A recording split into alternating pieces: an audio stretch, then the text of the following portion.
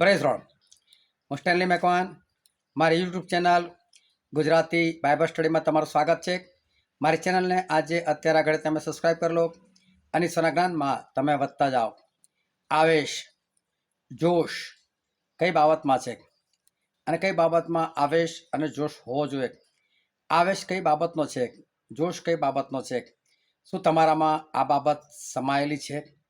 પ્રભુ શું કહે છે કે આ જગતનો અધિકારી આવે છે અને મારામાં તેનો કંઈ જ નથી। અને ત્યારે પ્રભુ શું સીધી રીતે નથી બોલતા?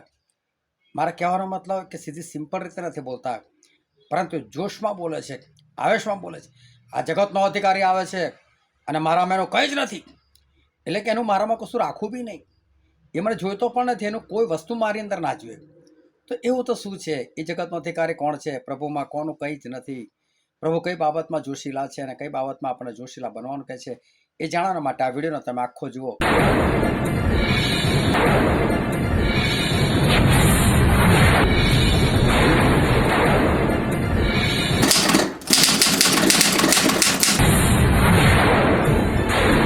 હાલેલુયા। ઈશ્વર પિતાનો આપણે પુષ્કળ આભાર માનીએ છીએ કે આપણા ઈશ્વર હંમેશા આપણી મધ્યે કામ કરતા આવ્યા છે અને આપણી મધ્યે રહીને કામ પણ કરે છે, માટે આપણે ઈશ્વર પિતાની સ્તુતિ કરીએ। છેલ્લા દિવસોમાં મને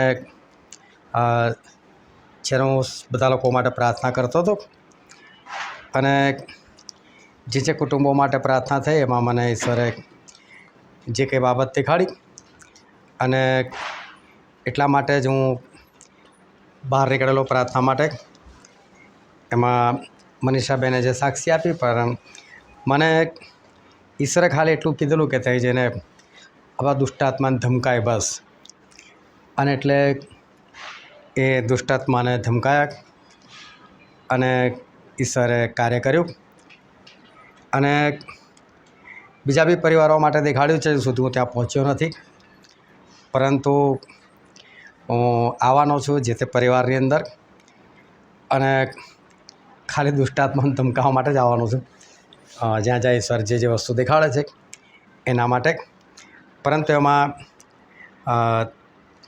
દરેકનો રિસ્પોન્સ હોવો જરૂરી છે, કારણ કે કોઈ પણ પ્રકારના બધા દુષ્ટાત્માઓ જ હોય, અને બીમારીના દુષ્ટાત્મા હોય, વ્યસનના દુષ્ટાત્મા હોય, લડાઈ ઝઘડાના પણ દુષ્ટાત્મા હોય, જે કંઈ છે બધું આ બધા શૈતાનની જે બધી સેનાઓ છે એ સેનાઓને કારણ જ છે, એ બધા દુષ્ટાત્માઓને કારણ જ છે બધું। એટલે જે કે આપણા ઘરમાં બધી બીનાઓ બનતી હોય, જે ખોટી બીનાઓ છે, તો એની પાછળ આ શૈતાન જ જવાબદાર હોય છે। પરંતુ અત્યારે આ ઘરમાં ઘણા બધા લોકો ભેગા થયા છે। હવે મહેન્દ્રભાઈએ મેસેજ મૂક્યો કે ભાઈ મારા ઘરે 11 વાગે મિટિંગ છે।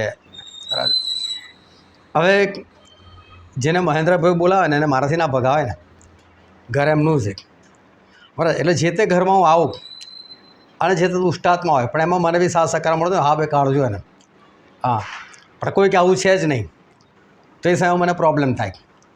એટલે જે લોકોના માટે દેખાડ્યું છે ને આવનાર દિવસોમાં હજુ જે લોકોના માટે દેખાડશે, કારણ કે ઈશ્વર એ બહુ દયાળુ છે અને ઈશ્વર ખરેખર આપણા જીવનમાં કામ કરી રહ્યા છે। આ છેલ્લા દિવસોમાં સંગતને શુદ્ધ કરી રહ્યા છે, માટે આપણે ઈશ્વર પિતાનો પુષ્કળ આભાર માનીએ।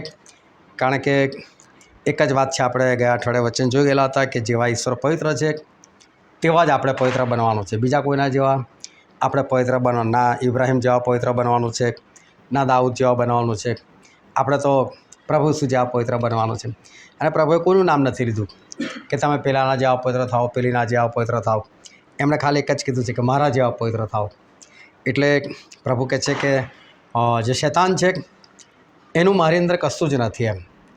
એટલે પ્રભુ જ્યારે શબ્દો બોલે છે અને યોહાન લખે છે, અને તમે જુઓ કે યોહાનની સુવાર્તા એ પ્રભુ શુંને ઈશ્વર તરીકે પ્રદર્શિત કરે છે। જ્યારે માથીની સુવાર્તા વાંચો તો માથી પ્રભુ ઈસુ ખ્રિસ્તને એક રાજા તરીકે વર્ણન કરે છે, તો માર્કની સુવાર્તા વાંચો તો પ્રભુ ઈસુને એક સેવક તરીકે ગણેલા છે, લુકની સુવાર્તા તમે વાંચો તો એમાં પ્રભુ ઈસુને એક મનુષ્ય પુત્ર ગણેલા છે। પરંતુ યોહાન જ્યારે લખે છે ત્યારે પ્રભુ ઈસુને દેવ તરીકે વર્ણન કરીને એ લખે છે। એટલે એક રાજા બોલે, એક સેવક બોલે, એક મનુષ્ય બોલે એ કરતાં એક ઈશ્વર બોલે એની અંદર બહુ ફરક હોય. અને જ્યારે યોહાન 14:30ની અંદર લખવામાં આવેલું છે, પ્રભુ શું કહે છે કે હવે આ જગતના અધિકારી આવે છે કે છે અને કહે છે મારામાં એનું કંઈ જ નથી. આ વસ્તુ સામાન્ય શબ્દો નથી, પરંતુ પ્રભુ એવું કહેવા માગે છે કે એનું મારામાં કંઈ જ નથી એમ. એટલે જ્યારે એ શબ્દો એ પવિત્ર આત્મા દ્વારા જ્યારે યોહાનને કહેવામાં આવ્યા હશે કે પ્રભુ શું બોલ્યા છે અને તારે શું લખવાનું છે, તો એ તો લખે છે. અને આ વાત હું હંમેશા કહું છું કે લખેલી વસ્તુ તમે કઈ રીતે વાંચો છો એની પર તમારે સમજ છે, પરંતુ વ્યક્તિ કઈ રીતે બોલેલો છે એ વચનમાં ના ખબર, વાંચનમાં તમને ના ખબર પડે. તમારે એમનો ભાવાર્થ સમજવો પડે. મેં ઘણી વખત ઉદાહરણો આપેલા છે. હું કહું મને બધું આવડે છે, એટલે હું એવું કહેવા માગું મને બધું આવડે છે ભાઈ, પણ હું કહું છું મને બધું આવડે છે તો શબ્દો એ જ છે, ખાલી બોલવાનો ટોન બદલાઈ ગયો તો એનો આખો અર્થ બદલાઈ જાય છે કે મને બધું આવડે છે. શંકા છે. એટલે પ્રભુ શું કયા અંદાજમાં બોલેલા છે એ અંદાજ બાઇબલમાં ના લખવામાં આવે, એ આપણે સમજવાનો. અને પ્રભુએ કહે આ જગતનો અધિકારી આવે છે એટલે આમ તુચ્છકારથી બોલે છે, આ શેતાન એ જગતનો અધિકારી એ આવે છે, મારામાં એનું કોઈ નથી, મારામાં કોઈ નથી. તમે કોઈને બોલો એ જૂઠા, જૂઠું મારા લોહીમાં પણ નથી એમ અકળે જાય. પેલો બીજું ભલે કશું હોય, જૂઠું નથી મારા તો કેટલો અકળે જાય, નથી મારામાં વસ્તુ એમ. એટલે પ્રભુ એવું કહેવા માગે એનું કશું નથી મારામાં, એ શેતાનનું મારામાં કશું નથી. એટલે શેતાનનું કશું નથી એટલે આમ એક ડોટ પણ નહીં, એવું પ્રભુ કહેવાનું કે મારી અંદર એનું કશું જ નથી. અને એવા આપણે પવિત્ર બનવાનું છે કે મારામાં શેતાનનું કશું જ નથી. અને બહુ અદ્ભુત વાત છે કે આપણને શેતાનની એક એક વાતો પર નફરત હોવી જોઈએ આપણને. તમે જુઓ કે બાઇબલની અંદર આપણે જે બાઇબલ વાપરીએ છીએ અને આ બાઇબલ દિવસે દિવસે એનું ભાષાંતર અલગ અલગ થતું જાય છે, બદલાતું જાય છે. તો એ જે બદલાતું જાય છે લોકો એને આસાનીથી એને એક્સેપ્ટ કરે છે, લોકોને ગમે છે. મારા પોતાથી એકવાર ભૂલ થયેલી કે એક ગામમાં જઈને હું 20 બાઇબલ આપી આવેલો. હવે મારી ભૂલ એ થઈ કે મને ખબર નહીં કે આમાં કોઈ આ લોકોએ લખવામાં પરિવર્તન કર્યું છે, મેં જોયું જ નહીં એ વસ્તુ. અને હું જેને ત્યાં આપીને આવતો રહ્યો બાઇબલ, ગરીબ લોકો હતા ત્યાં બધા. અને પછી મારી પર તો ફરી એ લોકોનો મેસેજ આવ્યો, મને કે સાહેબ બીજા આવા બાઇબલ લાવજો અને કે આવા જ લાવજો કે છે. એટલે આવા શબ્દો પર જ્યારે વજન આપ્યું એટલે મને તો આવા જ એટલે કહેવાય. એટલે હું જ્યાંથી લાવ્યો ત્યાં ફરી પાછો ગયો અને ત્યાં જઈને બાઇબલ મેં જોયું અને બાઇબલ જોયું તો મને તો બહુ વિચિત્ર લાગ્યું, કેમ કે એમાં શબ્દો બદલાયેલા હતા. આ શબ્દો બદલાયેલા હતા એટલે મેં કીધું તમારા બધા બાઇબલ પાછા આપો. મેં કીધું એમની બધા બાઇબલ લઈ લીધા કે આ બાઇબલ ના ચાલે, આ ઈશ્વરના શબ્દો નથી. આ બાઇબલની અંદર આપણને સ્પષ્ટ કહેવામાં આવ્યું છે કે આકાશ અને પૃથ્વી જતા રહેશે પરંતુ કે મારા વચનમાંથી કાનો અને માત્રા નહીં જાય. તમે કાનો એટલે જો ખાલી ઊભી લીટી, માત્રા એટલે 83 લીટી. પણ આનું મૂલ્ય કેટલું છે ખબર? આકાશ અને પૃથ્વી કરતાં વધારે. ઈશ્વર એકવાર આકાશ અને પૃથ્વીને તોડી ફોડી નાખે, નવલા કરી દે, પણ બાઇબલમાંથી કાનો કે માત્રા આમ તેમ થાય ને એ ના ચલાયેલી. એટલે તમે વિચાર કરો કે આનો કાનો કે માત્રાને કેટલો બધો ફરક રહેલો છે, આનું કેટલું બધું મૂલ્ય રહેલું છે. અને આજે લોકો એને ગાયબ કરી નાખે. એટલે જે નવા બાઇબલ નીકળ્યા છે ને એની અંદર આવી બધી વાતો છે. છતાં એને કહેવાય બાઇબલ, છતાં એની પર લખેલું હોય પવિત્ર બાઇબલ. ખરેખર જો તમારા ઘરમાં છે ને તો તમને એટલો જોશ હોવો જોઈએ, એટલો આવશ હોય, આ મારા પ્રભુનું વચન બાળી નાખો, એને કચરામાં નાખી દો. એટલે શું તમારી અંદર જોશ હોય ને, જેમ પ્રભુ કહે છે મારામાં એનું કંઈ નથી બસ.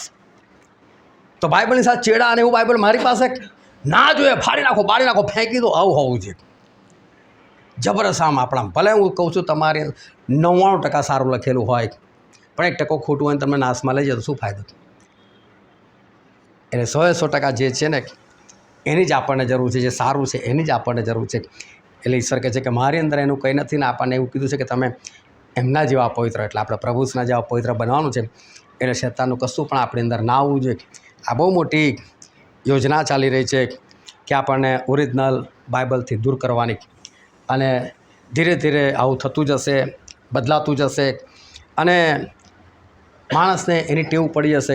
મેં પાછલા દિવસમાં વાત કરી ટ્રમ્પના બાઇબલની, બરાબર? તો ત્યાં તો કોઈ બાઇબલ જ નથી વાંચતું, એટલે એ લોકો તો ખુશ થઈ જાય કે હા ભાઈ ચલો. અને એમાં આવું સ્ટોરી જેવું બાઇબલ હોય તો લોકોને મજા આવી જાય વાર્તાઓ વાંચવાની.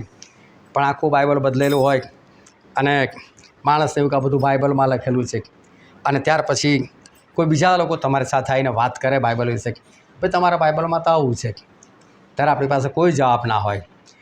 એના કરતાં બહેતર છે કે આપણે આપણી અંદર ઈશ્વર સિવાયનું કશું પણ ના લે. એ બાબતમાં આપણે હંમેશા જોશમાં રહીએ, આવેશમાં રહીએ, કે જેથી કરીને આપણે યોગ્ય રીતે ચાલી શકીએ. હાલેલુયા.